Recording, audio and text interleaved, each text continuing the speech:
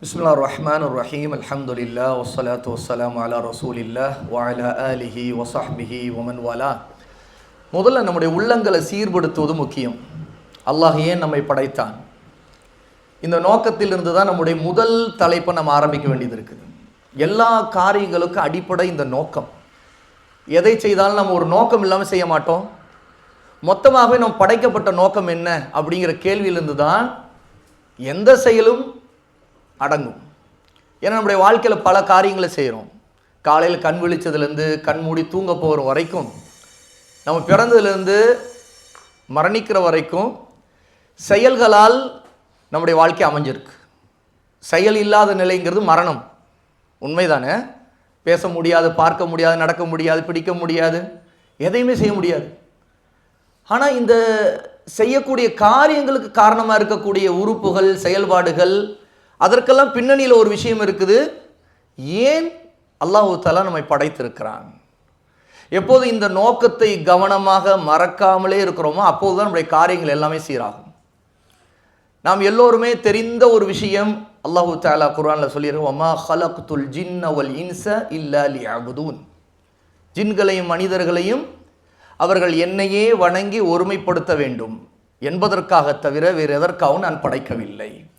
அப்போது நம்முடைய குடும்ப வாழ்க்கையாக இருக்கட்டும், சமூக வாழ்க்கையாக இருக்கட்டும், நிர்வாகமாக இருக்கட்டும், அது ஒரு வியாபார நிர்வாகம் அல்லது பள்ளிக்கூட நிர்வாகம் அல்லது ஒரு மாணவருக்கு கற்றுக் கொடுக்கிற காரியம் எதுவாக இருக்கட்டும், எல்லாத்துக்கும் பின்னாடி ஒரு சீர்திருத்தம் வேண்டும்னா அதுக்கு முதல்ல இந்த நோக்கத்தின் அடிப்படையில் அல்லாஹ் நம்மை படைத்தது அவனையே வணங்குவதற்காக, அவனை திருப்திப்படுத்துவதற்காகங்கிற இந்த நோக்கத்தை தான் அனைத்திலும் முதலாவதாக முதன்மையாக நாம் வைத்து பார்க்க வேண்டிய விஷயம். அப்போ அல்லாஹ் தஆலா குர்ஆனில் தான் படைத்த நோக்கத்தை சொல்லும்போது அவனை ஒருமைப்படுத்த வேண்டும். அதாவது அல்லாஹ்வை தான் ரப் என்றும், அவன் தான் படைத்தவன், வளர்ப்பவன், பாதுகாப்பவன், எல்லா காரியங்களும் அவனுக்கு இணை இதில் யாரும் இல்லை, அவன் தான் ஆட்சி செய்யக்கூடியவன். இதை உண்மையாக நம்முடைய உள்ளத்தில் ஏற்றுக்கொண்டு அவனை வணங்குவது அப்படின்றால் அவனுக்கு இணை வைக்காமல் நம்முடைய உள்ளத்தாலோ சொல்லாலோ செயலாலோ எந்த வடிவத்தில் நம்முடைய வாழ்க்கையில் அவனுக்கு இணைய வைக்கக்கூடிய போக்கு வந்துடக்கூடாது. ஏன்னு கேட்டால் அல்லாஹ் தஆலா அவருடைய நபி ஸல்லல்லாஹு அலைஹி வஸல்லம் அவர்கள் மீது அவர்கள் வழியாக நமக்கு சொல்லியிருக்கிற மிக முக்கியமான செய்தி, அல்லாஹ் எந்த நோக்கத்திற்காக நம்மை படைத்திருக்கான், அது அவனுடைய ஹக்கு. ஹக்குல்லாஹி அலல் இபாதி அய்யஅபுதூஹு வலா யுஷ்ரிகு பிஹி ஷைஆ. முஆத் இப்னு ஜபல் ரலியல்லாஹு அன்ஹு அறிவிக்கக்கூடிய ஹதீஸ் புகாரியில் இடம்பெறுது. அல்லாஹ்வுக்கு அடிமைகள் மீது இருக்கக்கூடிய உரிமை, அடிமைகள்லாம் நாம தானே, நம் மீது அவனுக்கு இருக்கக்கூடிய உரிமை என்னன்னு கேட்டால் அய்யஅபுதூஹு, அவர்கள் அவனையே வணங்க வேண்டும், வலா யுஷ்ரிகு பிஹி ஷைஆ, அவனுக்கு எந்த ஒன்றையும் இணை வைக்கக்கூடாது. இந்த செய்தி கூட முஆத் இப்னு ஜபல் ரலியல்லாஹு அன்ஹு ரசூலுல்லாஹ்வுடைய ஒரு கழுதையில் போய்கொண்டிருக்கிறாங்க. ரசூல்லா முன்னாடி உட்கார்ந்துருக்காங்க, முஆத் பின்னாடி உட்கார்ந்துருக்காங்க. ரசூல்லாவுடைய முதுகு முஆதுடைய நெஞ்சில் ஒட்டுற அளவுக்கு அவ்வளோ நெருக்கமாக இருக்கிறாங்க.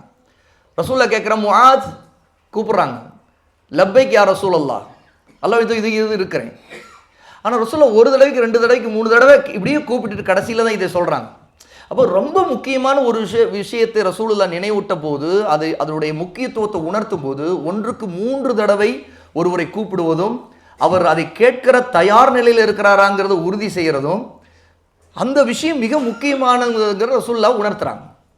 அப்போ அந்த அடிப்படையில் தௌஹீத், அல்லாஹ்வுடைய இபாதா, அதுதான் நாம் படைக்கப்பட்ட நோக்கம். அப்போ நம்முடைய புகழ், பதவி அல்லது இந்த உலகத்தின் செல்வம், வசதிகள் அல்லது இந்த உலகத்தில் நம்ம கிடைக்க வேண்டிய பேர், பாராட்டு, இதெல்லாம் நோக்கமாக நாம் வாழ்வது இல்லை. அப்போ அல்லாஹ்வுடைய இபாதா மிக முக்கியமான நோக்கமாக இருக்குது. எல்லாத்துக்கும் முன்னாடி அதுதான். நம்முடைய தொழுகையாக இருந்தாலும் அதுக்கு அடிப்படை அதுதான். நம்முடைய நோன்பாக இருந்தாலும் எந்த இபாதத்துக்கு முன்னாடி தௌஹீத், அல்லாஹ் நம்மை படைத்தது இதற்காக தான். அப்போ நம்முடைய காரியங்கள் உலக காரியங்களாக இருந்தாலும் கூட, ஒரு கணவன் மனைவி வாழ்க்கையாக இருந்தாலும் சரி, குழந்தை வளர்ப்பாக இருந்தாலும் சரி, அல்ல ஒரு தொழில் செய்கிறோம், ஒரு வியாபாரம் செய்கிறோம், அல்லது ஒரு இடத்துல வேலை செய்கிறோம், எல்லாத்துக்கும் பின்னாடி இந்த நோக்கம் சரியாக இருந்தால், நம்மை படைத்தது அல்லாஹ், அவனை வணங்கத்தாங்கிற எண்ணத்தில் தெளிவாக இருந்தோம்னா நம்முடைய உலக வாழ்க்கையில் எல்லா காரியங்களும் சீராயிடும். ஒரு கேஸ் ஸ்டடி பாருங்கள், பக்கம் 5 சொல்லியிருக்கிறேன். இந்த உலகத்தில் பெரிய நிறுவனங்கள் நடத்துகிறவங்க இருக்கிறாங்க, கட்டிடங்கள் கட்டுறாங்க, நிகழ்ச்சிகள் நடத்துகிறாங்க, புகழ் தேடுறாங்க, சாதனை படைக்கிறார். ஆனால் இந்த எல்லா வெளிப்படையானதெல்லாம் வெற்றி போல அவர்களுக்கு தோணும்.